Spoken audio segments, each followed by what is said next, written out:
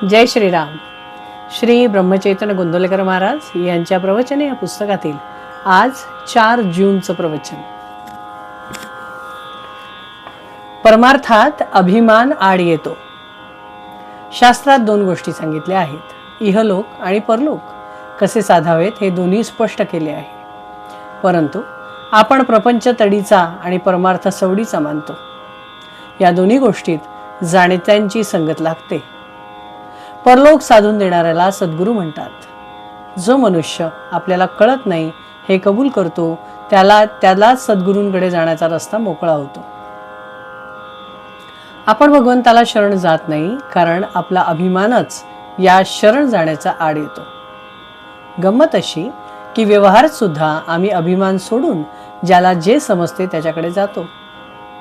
इहलोक अनुभवाचा आणि परलोक अनुमानाचा अशी आपली कल्पना असते. पण इहलोकाचा अनुभव दुःखाचा येतो तरी तो आम्ही सोडत नाही. मग परमार्थाचा अनुभव नाही म्हणून मी तो का करत नाही हे म्हणणे परमार्थाचा अनुभव नाही म्हणून मी तो करत नाही हे म्हणणे लबाडीचे आहे. प्रपंचात आम्ही काय पाप करत नाही मग परमार्थ तरी दुसरा कोणता राहिला असे काही जण विचारतात.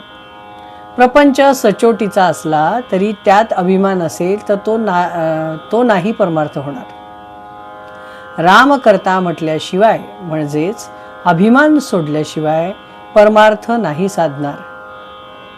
मी देही म्हणू लागलो यात अभिमान आला. देहबुद्धीला कारण म्हणजे वासना आणि वासना हे सर्वांचे मूळ आहे.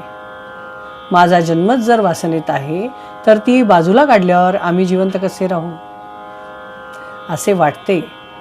जो या वासनेचा खून करतो तोच परमार्थाच्या लायक होतो. अंती जी मती ती जन्माला कारण होते. हे सगळे ज्ञानाचे बोलणे झाले. पण प्रचितीने हे सर्व जाणावे. बायकोपुरांचा त्रास होतो. मन एकाग्र होत नाही म्हणून बुवा झाला, मठ केला. लोक येऊ लागले. त्यांना जेवायला घालण्याकरता भिक्षा आणू लागला. पण भगवंत सर्वांना खायला घालतो हे विसरला.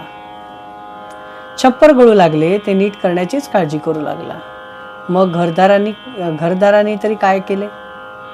असा बुवा होण्यापेक्षा प्रपंचातच राहिलेलं काय वाईट.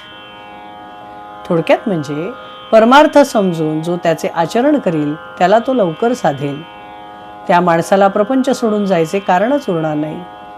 जगातले आपले समाधान अगर असमाधान ज्या वृत्तीने आपण जगाकडे पाहतो